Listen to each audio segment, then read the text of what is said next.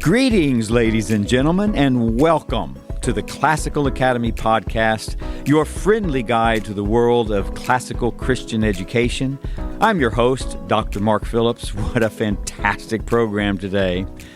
Conspiracy theories. Who shot JFK? Lee Harvey Oswald? Or was it Castro? Angry mafia boss? Or even a CIA assassin launched by LBJ? Are birds really just CIA drones? Did Neil Armstrong and Buzz Aldrin fake the moon landing and the walk? Some false conspiracies are silly, perhaps interesting, hopefully harmless. Others can be quite costly, even dangerous. The Watergate scandal, even the very recent Houston Astros cheating scandal just a couple of years ago. So how do we discern the true from the false? Well, our guest today will help us navigate this and discern fact from fiction. He is Shea Ramquist. He teaches Rhetoric School Humanities, including the all-important senior thesis project. He's the head of Patrick House, director of Trinity U program, and he's the producer of this podcast. A very fun thing about Shea, he grew up as a missionary kid in Tokyo, so perhaps we should greet him by saying, Koko ni ite kureto arigato.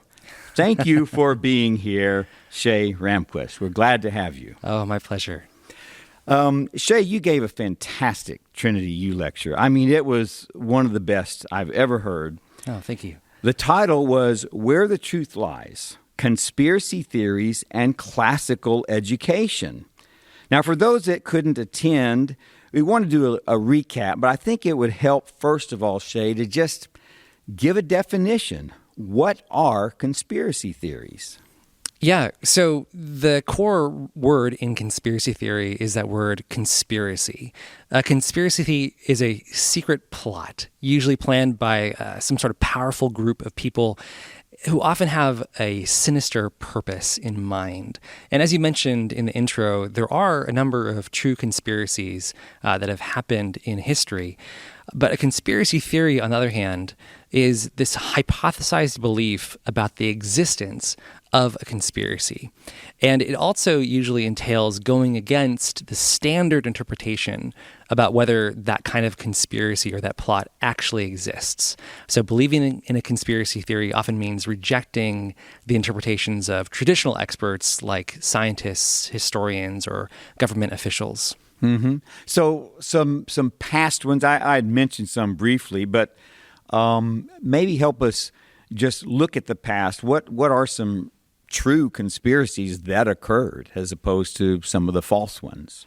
Yeah, let me give you a list. But before I do that, I meant to say that I want to be really clear, both in my talk and also in this lecture, this podcast.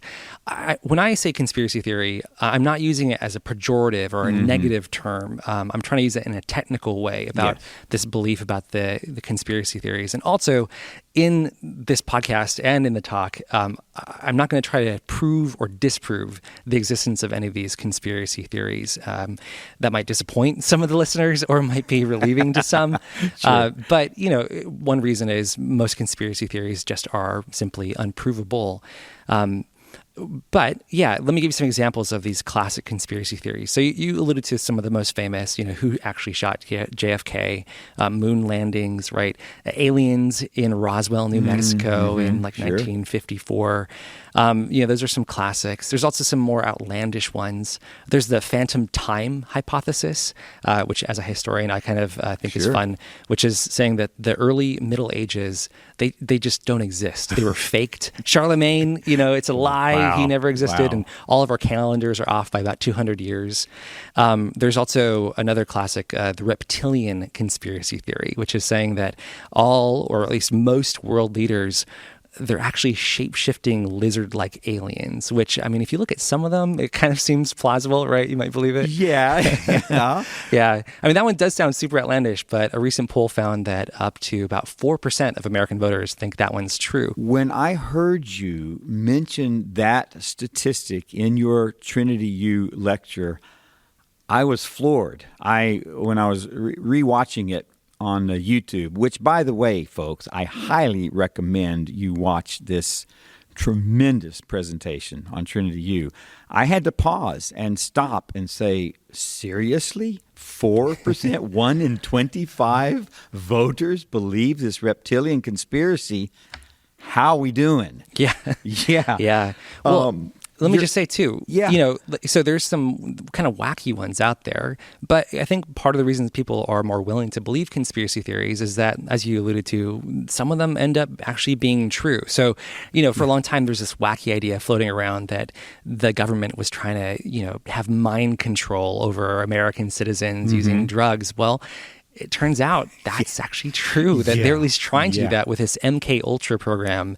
The facts came out in 1975. Or, the Watergate scandal. It's another one where this is a conspiracy. There's rumors, there's ideas floating around Washington that the president was somehow involved in this kind of misdealing in the Watergate hotel, right? And that turned out to be true. So, right, this is the problem that we're kind of in. Most conspiracy theories, they just seem impossible to believe, but some of them turn out to being true. So, how do we tell? How do we know which ones are the true ones? And it's fascinating because we're going to get into how classical education actually helps us discern this.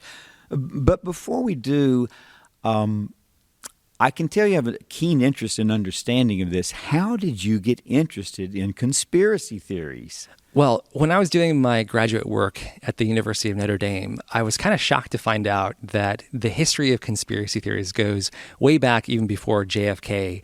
It's right at the start of American history all the way through. There's these different times and periods where conspiracy theories really are taking hold of the American imagination. So right away in John Adams' presidency, there's some fears about this group that believe in what's called Illuminism, or by their more popular name, the Illuminati. Right, that they might be up to no good. In the 1840s and 50s, there are a bunch of anti-Catholic conspiracy theories that lead to some big fights and destruction. In World War I, there's the Merchants of Death conspiracy theory, and there's the Joe McCarthy, communist spy list theory, right? And so this is all the way through, so I was noticing that during my graduate work. And then when I got here to Trinity, a lot of what I do with my students has to do with arguing about really controversial things. So in my history classes, I'm often teaching my students how to deal with controversial events in the past where facts are hard to come by and kind of everybody is telling a different story, right? That's just the art of a historian, is discerning, well, where does the truth lie in this type of situation in the past? And then as I teach my rhetoric and persuasive writing classes, what I'm doing is I'm trying to teach my students how to spot bad arguments and avoid being manipulated by really powerful but also false arguments, and then write and proclaim really good, true arguments. So what I realized as conspiracy theories became more and more popular today is a lot of what I do every day is help people think through, well, what is a good argument? And if something's really controversial, how can we figure out where the truth lies in those situations? So that's fantastic. So in a sense, studying and discerning fact from fiction, truth from lie with conspiracy theories is a great way to teach students how to think and discern truth. That's right. Yeah. And I think that's something else that I'm really passionate about, is just the way in which classical education, we think so much about the truth. We want to seek the truth. And with a lot of conspiracy theories, people get trapped into some webs of lies, and that can end up hurting a lot of people. That's another reason that I care about this, is that believing in false conspiracies, sometimes in history at least, has proven to have really deadly consequences. And if I can, I'd like to just give you a few examples of that. Sure, absolutely. So, yeah, back in the Black Death pandemic in the Middle Ages, there is this conspiracy theory that Jewish people in European towns were somehow responsible or were actively spreading the Black Death virus or bacteria. So as a result, there was a number of massacres that were committed against Jewish populations, including a really horrific one in Strasbourg in 1349. Over 2,000 Jews were burnt alive as a result of that theory. Or if we move forward in history, the Holocaust itself was in many ways motivated by another conspiracy theory, by Hitler promoting this stabbed in the back theory, that Jews were responsible for the defeat in World War I of the German army, and that's why they deserved to be punished. And then recently, domestic terrorism terrorists, are motivated by conspiracy theories. Yes. People like Timothy McVeigh in 1995, the Oklahoma City bombing, and just 2 years ago, the Christchurch shootings where 51 people were gunned down by Brenton Tarrant. Yes. He also was believing in some conspiracy theories. So, usually, I think hopefully, conspiracy theories aren't deadly for the people that believe them, but at the very least, when people start really going down the rabbit hole, right, and they take the red pill, and if they're believing false conspiracies, they often get trapped into these ever-constricting modes of thought where they can't break out, and they start seeming very distrustful of other people, their neighbor. They're very fearful oftentimes of maybe what the government will do or what another country will do or someone in power will do. And that's just not the way that we as Christians should live. We should be people of the truth. And I think of 2 Timothy 1:7, which says, God has not given us a spirit of fear, but one of power and love and sound judgment. Judgment. Yeah. Absolutely. Well, when you mentioned how it's a rabbit hole, I know you gave a wonderful example during the lecture about the invisible cat in the chair. Yeah. So tell us about that, how that reveals someone who's winding down into the rabbit hole of conspiracy theory. Absolutely. Well, so that's an example that comes from C.S. Lewis. And for him, that was an example of the type of mentality that someone who believes in conspiracy theories will get into, right? He says that a conspiracy theorist will often acknowledge that there's no evidence for their belief, but they'll say, but that's exactly what we should expect, right? If the conspiracy is true, then the people in power have removed... done. Yeah, right? They removed the evidence, right? So he said that's like believing that there's an invisible cat sitting in a chair, right? And you ask the person, like, why do you believe that, right? I don't see a cat there. And they say, well, yeah, that's exactly what we'd expect. If there was an invisible cat, you wouldn't be able to see it, right? So that's the kind of patterns of illogic that sometimes develop. And I like that you mentioned Christians, like you said in the Timothy passage, have no business going those kinds of fearful places. Christianity in and of itself is not a blind faith religion. It's a reasonable faith and relationship with Christ based. There's a great deal of evidence supporting the conspiracy of Christ, which is a good gospel conspiracy. Yeah. So let's continue on this connection between conspiracy theories and classical education. Yeah. So, when we ask this question of how can we tell conspiracy fact from conspiracy fiction, another way to ask that question is basically to say, how, in any case, can we judge truth in an uncertain, controversial issue? And that's actually something that we do all the time, day in and day out in Christian classical education in places like Trinity Classical Academy. As I'm sure you know, and many of the listeners know, in classical Christian education, we're teaching the arts of grammar and logic and rhetoric.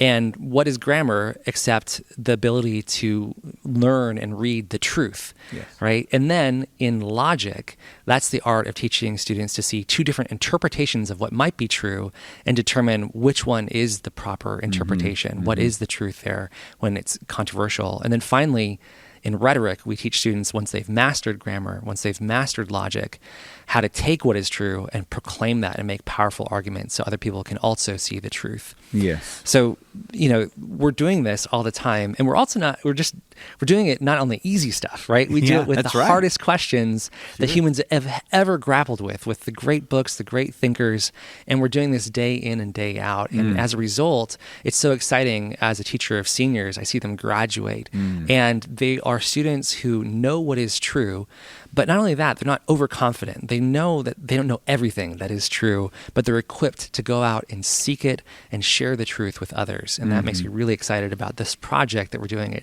at Trinity, other places in this movement of helping our students know what is true, even in these controversial times. That is so wonderful, so wonderful. So I'm excited that Trinity students graduate and they'll be able to have all the tools to recognize a false conspiracy theory and then the tools to speak the truth with persuasion. But in our culture, how have conspiracy theories become so powerful today?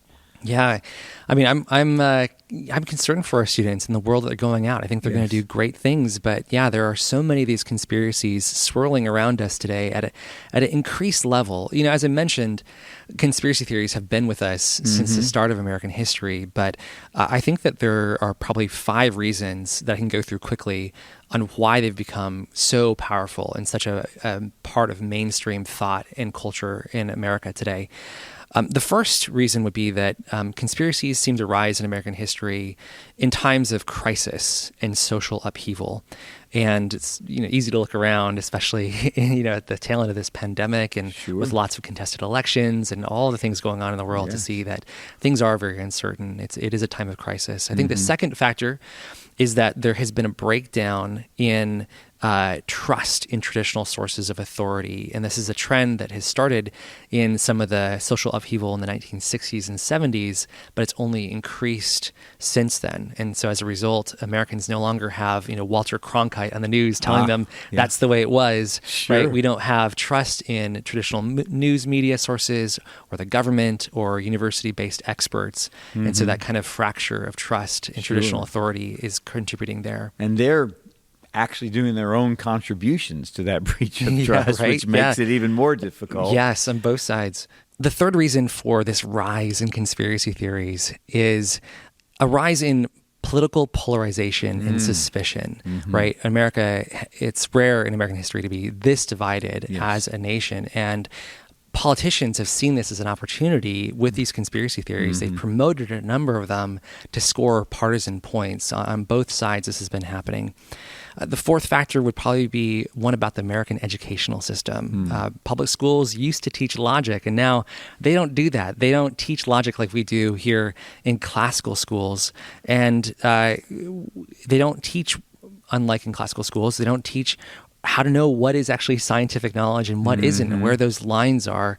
And they don't teach the objective truths in morality or even that morality exists. So as a result of this abdication or giving up of these really key things that should be happening in education by public schools, I think America is becoming this post-truth society where we just make decisions on what we think is true based on our feelings, and just kind of what will make us feel good. Well, and that term entered the Oxford Dictionary a few years ago, post-truth. Post-truth. I mean, what a frightening thing that it entered the Oxford Dictionary. Yeah. So you take those 4 things, including, the educational system collapsing around us, except for this, bastion of truth and logic at classical schools. You take all those 4, add to that the accelerant of social media, where it just takes all that and amplifies it, right? And it allows for conspiracy theories to spread like wildfire. You get conspiracy theorists who get to meet up and find new audiences. And it's been shown that the algorithms for YouTube, Facebook, places like that as a way to keep people on their sites, they feed people increasingly extreme viewpoints, including more and more conspiratorial content. Almost like a drug. Yeah. And it's an echo chamber, right? Of course, they're going to surround themselves with the same drug users, that same conspiracy theory drug. Wow. Okay. So I think it's important. We're going to get practical after the break. Let's look at some of the ways we test conspiracy theories and how we discern right from wrong, truth from fiction, facts from falsehood. So we'll be right back after the break, and we'll get into some ways that you can be helped to make those discerning decisions about conspiracy theories.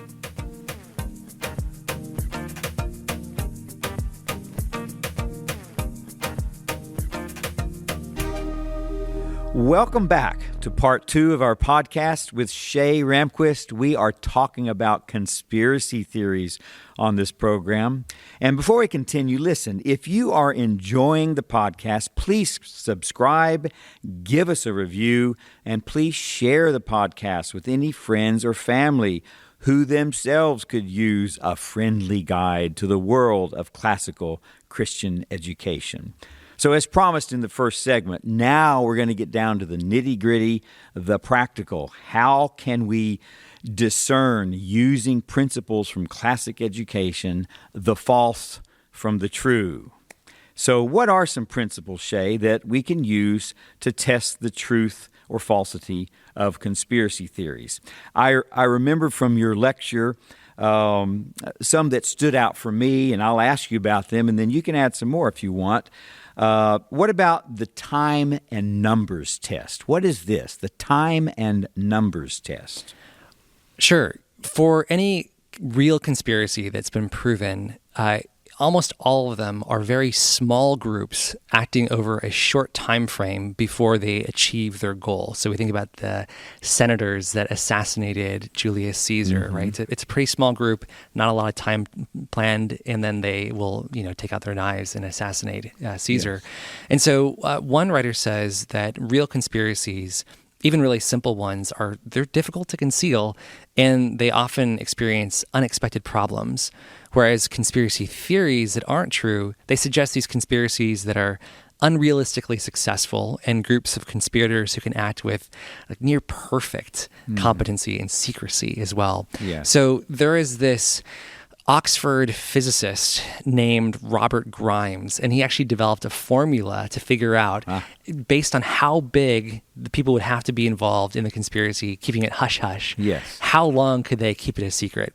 So in this time and numbers test that he developed, he looked at the moon landing and whether it could have been, number one, faked, but then kept a secret by the NASA employees who would have all known that it was fake, but they had to put on a brave face for a while. And he said there was over 400,000 NASA employees. Wow. And he said that secret would have leaked in about 3 years or so. They just couldn't have kept that a secret. Yeah, that seems to me generous. Yeah, right.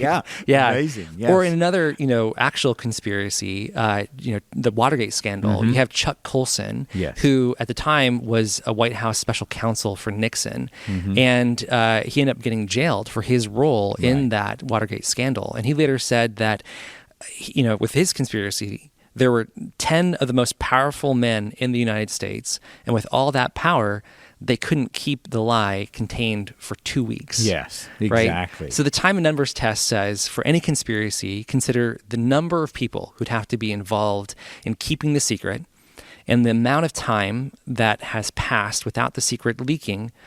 And then the larger the numbers and the longer the time, the less likely that there's actually a conspiracy there. Sure. Great. The falsifiability test. What is that? Yeah.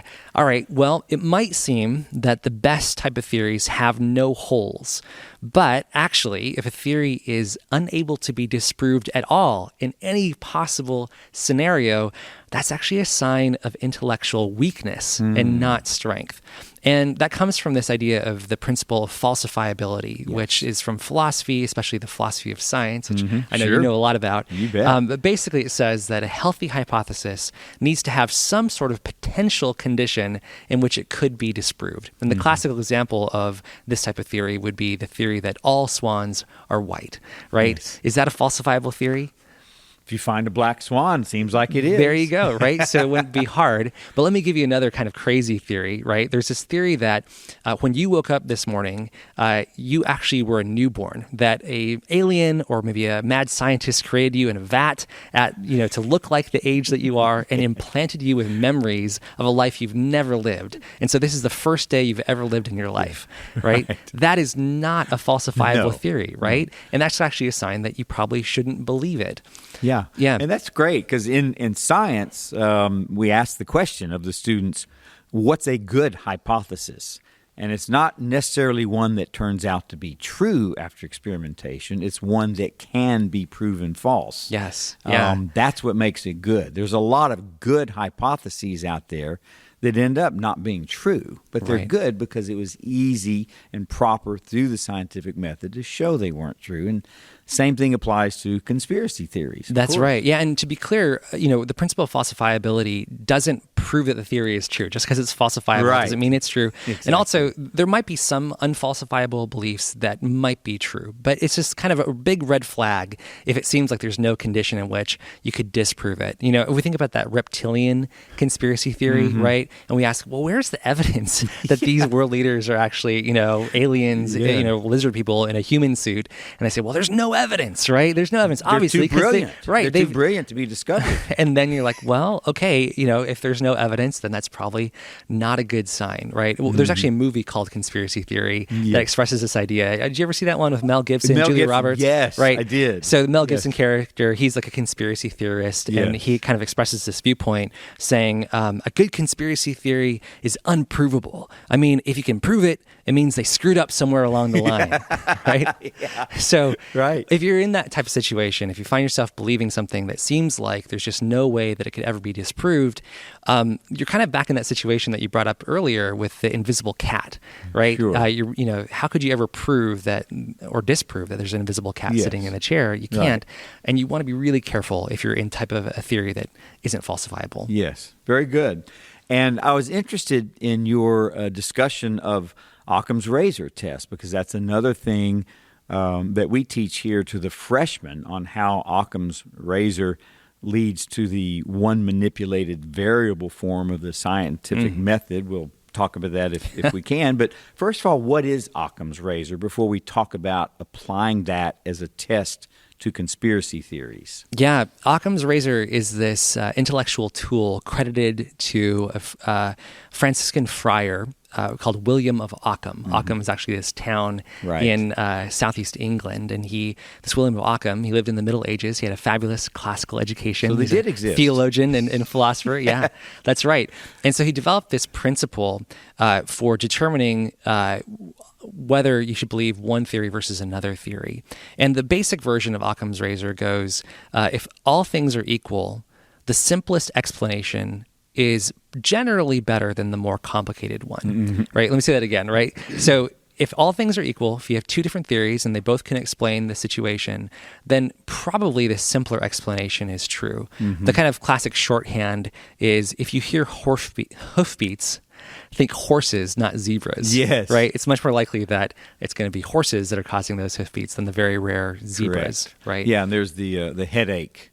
You're on the playground on a hot sunny Southern California afternoon, and you get a headache. It's probably not malaria. It's probably dehydration. That's right. You just need a drink of water, right? It could be. It could be malaria, right? Sure. But yeah, probably so just in the water. scientific method, this helped lead to the one manipulated variable form of experimentation. You have one variable you change, you see the effect it has. Because if you have more than one variable changing, you don't know which one is having the response that you see.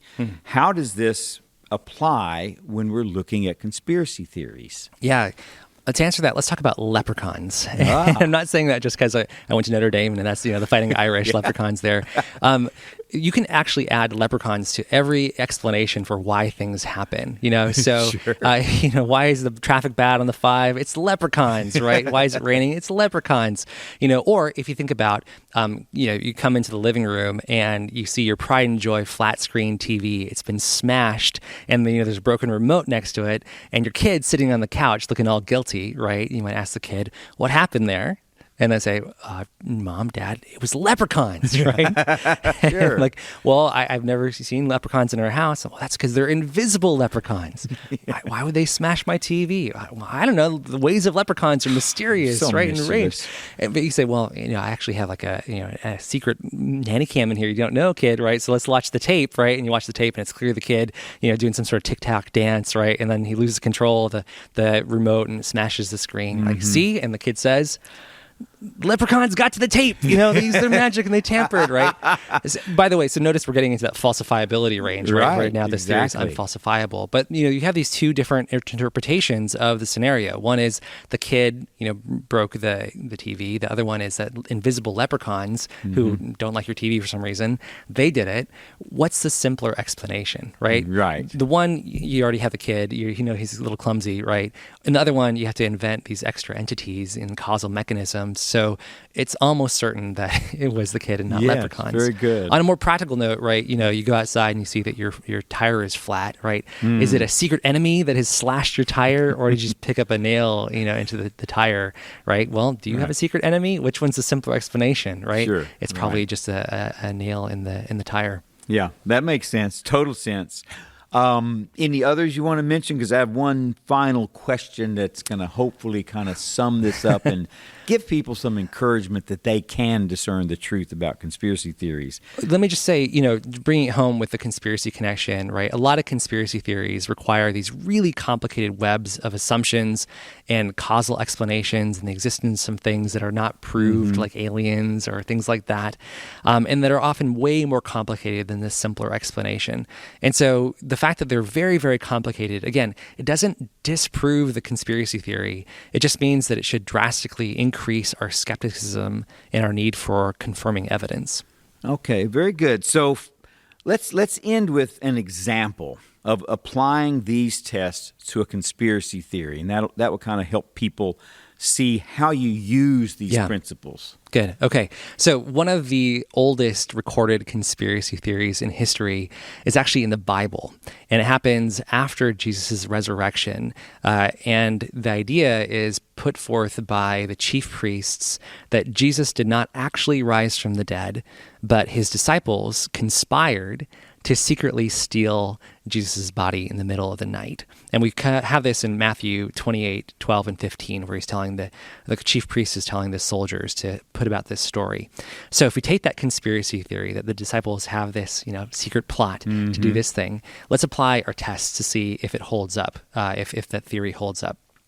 All right, so we think about the time and numbers test, right? So initially, it's going to be a group of 12 disciples who are involved, but actually it starts to include a number of other witnesses that are part of it. There's women, right? And then there's other people like the disciples on the road to Emmaus. And eventually, Paul will say in 1 Corinthians 15 that Jesus appeared to over 500 people, right? So now we've got a pretty good group of people that are saying that they saw the risen Lord. And also, these people continue to say this for the rest of their lives, even to the point of their deaths and many of them martyrdoms. It's not like it makes their lives better. Right, So that's a lot of people over a long time, and so that means that it's really unlikely that a conspiracy exists here. Then if we look to the falsifiability test and we ask, is this theory falsifiable that the disciples stole Jesus' body? And it is actually falsifiable, right? So that is a sign that maybe it's not the worst theory to believe.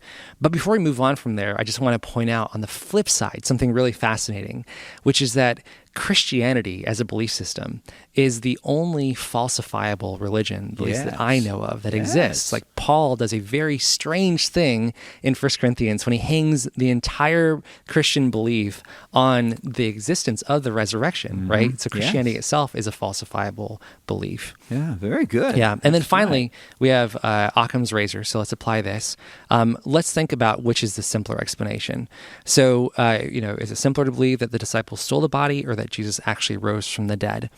If the disciples stole the body, this is what you have to also believe is true. First of all, you have to believe that the disciples hatched a plot to pretend that Jesus was still alive after seeing him first captured and then tortured and die a shameful death, and know that his promises of being the Messiah and the Son of God were decisively proven false, but for some reason still want to go and perpetuate that belief. Second, the disciples have to then come out of hiding and risk what was the penalty for grave robbing at the time period, which would have been a death sentence. And then they'd have to be able to roll away the stone while these Roman guards are sleeping. And those guards, by the way, they knew their business, they were right? Pretty highly trained. That's right. And they knew that if they fell asleep, they would face the death penalty, right? So all four of them would have to have fallen asleep. And also, those guards would have had to known, not only did they fall asleep, but they had to know that, it was the disciples that while they were sleeping stole the body. So somehow they'd have to know that would be the case. And then finally, these disciples would also have to inspire hundreds of other people to also lie, saying they've seen the risen Jesus, including their enemy, Paul, and that these believers would have to endure intense persecutions, tortures, and horrific martyrdoms, all while keeping this secret. And not one of them ever recanted over their entire lives. So is that simpler to believe, or is it simpler to believe that Jesus rose from the dead? Yes. Yeah. Wow. I think the resurrection's true. I do too. Based on applying classical principles to conspiracy theories. Shea, this has been a fantastic program. Really appreciate it. Hope that it's very encouraging for you out there. So thank you so much for joining us on this edition of the Classical Academy podcast. It is presented by Trinity U, which is run by Shea. It's a service of Trinity Classical Academy in Santa Clarita, California. Our producer is Shea Ramquist, our guest tonight. Stephen Petrie is our audio engineer, and he provides original music. So until next time, let's all continue to grow in wisdom, in virtue, and in the love of God. Thank you.